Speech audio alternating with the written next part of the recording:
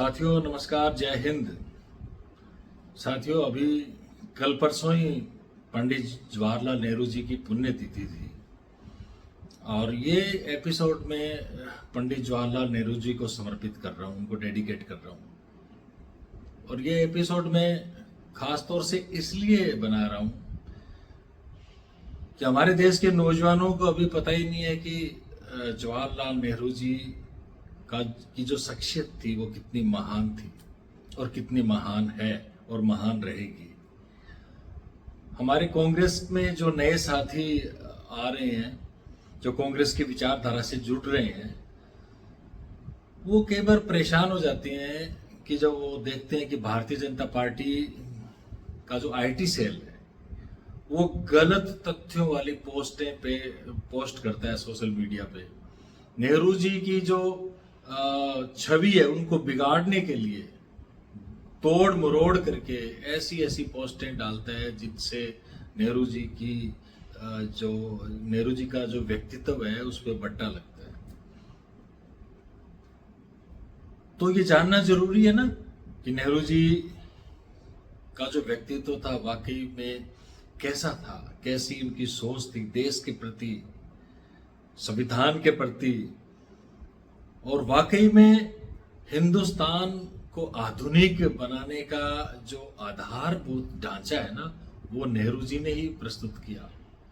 आज जो भारत के अंदर हम तकनीकी विकास है, औद्योगिक ढांचा है, हमारा आर्थिक प्रगति है, वो सारी चीजें नेहरू जी ने अपने कार्यकाल के अंदर विकसित करी थी। बहुत कम लोग जानते हैं कि नेहरू जी कितनी बार जेल गए। नेहरू जी स्वतंत्रता संग्राम के प्रमुख स्वतंत्रता सेनानियों में से एक थे। ये हर एक कांग्रेस जन का फर्ज है कि वो मेरी इस पोस्ट को आगे फॉरवर्ड करे, हमारे जो नौजवानों को भेजें ताकि नौजवानों को पता लग सके कि नेहरू जी क्या थे हकीकत के अंदर और क्या आज भारतीय जनता पार्टी उनके बारे में लिख रही है। तो ऐसे में नौजवानों का परेशान होना लाजिम है, लेकिन पता होना चाहिए सबको कि आजादी के आंदोलन के अंदर नेहरू जी की भूमिका क्या थी। नेहरू जी 9 से ज्यादा बार जेल गए हैं, ये आम लोगों को नहीं पता, और 9 साल से भी ज्यादा वो जेल में रहे हैं। और जब जब वो जेल में गए उन्होंने वहां पे किताबें लिखी और अपने जो नेतृत्व क्षमता थी उसके बलबूते पर आजादी के आंदोलन का उन्होंने मार्गदर्शन किया। ये कितनी बड़ी बात है। भारतीय जनता पार्टी के नेता कभी जेल गए? उन्होंने तो नाम तक नहीं सुना। वो जेल के पीछे के दरवाजे से भी वो कभी नहीं निकले और आज बातें करते हैं इतनी बड़ी बड़ी। मैं आपको एक छोटा सा प्रसंग सुनाना चाहता हूं नेहरू जी से जुड़ा हुआ, और निश्चित रूप से आप मान जाएंगे कि वाकई में नेहरू जी महान थे। आपको तो पता ही है नेहरू जी बहुत ही रईस खानदान से ताल्लुकात रखते थे, और यह बात बिल्कुल सच है कि उनके कपड़े भी पेरिस से धुल के आते थे।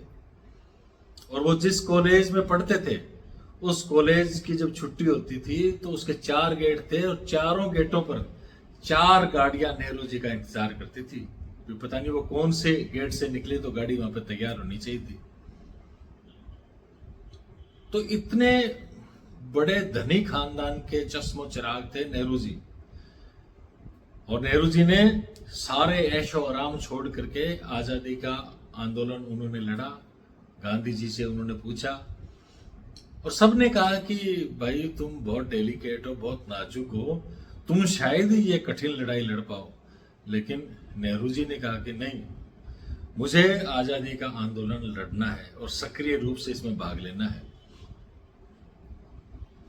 1920 के अंदर असहयोग आंदोलन जब स्टार्ट हुआ तब वो जेल गए। 1922 और 23 में भी वो जेल गए। 1932 और 33 में भी वो जेल गए। 1940 और 45 में भी वो जेल गए। ये तमाम जो चीजें हैं वो इतिहास में दर्ज है। जब पहली बार नेहरू जी जेल गए तो आपको पता है नेहरू जी कितने डेलिकेट थे, नाजुक थे और इतने ऐशो आराम में पले हुए थे। तो नेहरू जी जब जेल में गए थे, उनको उनको जेल के कपड़े पहनने के लिए दिए। और अगले दिन जब सुबह जेल का संतरी जब उनको चाय देने के लिए गया, तो उसने देखा कि नेहरू जी के कपड़ों में जगह जगह खून लगा हुआ है। वो घबरा गया, वो जेलर के पास गया कि ये जो नया लड़का आया है ना, ये लगता है ये सुसाइड कमिट करेगा, ये आत्महत्या करेगा, उसके कपड़ों में से जगह जगह खून निकला हुआ है। तो जेलर भी गया और पूछा कि नौजवान क्या बात है, क्यों मरना चाहते हो? नेहरू जी ने कहा कि क्या आप बकवास कर रहे हो, कौन मरना चाहता है? मुझे अपने देश को आजाद कराना है भाई, मैं क्यों मरने चला हूं? तो कहता है कि देख नहीं रहे तुम्हारे कपड़ों में कितना खून लगा हुआ है, ये क्या है? नेहरू जी ने मुस्कुराते जवाब दिया कि तुम्हारे ये जेल के कपड़े हैं ना, इतने सख्त हैं, इतने इतने मोटे हैं ये, कि इसकी रगड़ से मेरी स्किन छिल गई, मेरे बदन की जो चमड़ी है वो छिल गई और वहां से खून रिस रहा है। आप साथियों, आप अंदाजा लगाओ कि ऐसे ऐशो आराम में पला हुआ नौजवान, जिसने देश प्रेम को लेकर के आजादी की लड़ाई लड़ी और कितने सालों तक उन्होंने जेल में सजाएं काटी,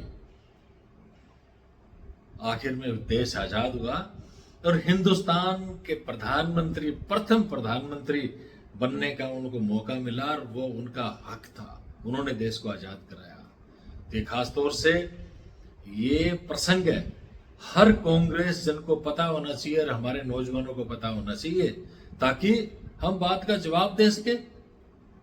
भारतीय जनता पार्टी वालों के पास है क्या? उनके पास क्या है? एक भी वो ऐसा प्रसंग बता दे। अंग्रेजों के पिट्ठू हुआ करते थे, अंग्रेजों के मुखबिर हुआ करते थे भारतीय जनता पार्टी के लोग। उस वक्त जो भी जनसंघ होता था या जो भी होता था, तो ये इतिहास है इनका।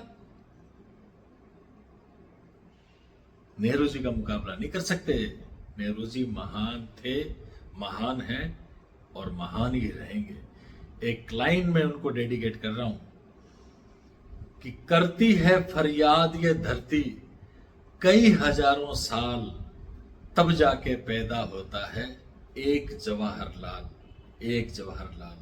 जवाहरलाल नेहरू जी को हम सब नतमस्तक होकर के अपनी श्रद्धांजलि अर्पित करते हैं। और देश का नेतृत्व हो तो ऐसा हो, चरित्र हो तो ऐसा उज्जवल हो, नेहरू जी जैसा हो। ऐसे ही वो चाचा नेहरू नहीं बन गए, ऐसे ही वो बच्चों के प्रिय चाचा नहीं बन गए, वाकई उनमें ये काबिलियत थी। तो आपने ये सारी चीजें बड़ी प्रेम से सुनी और इसको आगे बढ़ाने की जिम्मेदारी आप सब कांग्रेस जनों की है। बहुत बहुत धन्यवाद। जय हिंद।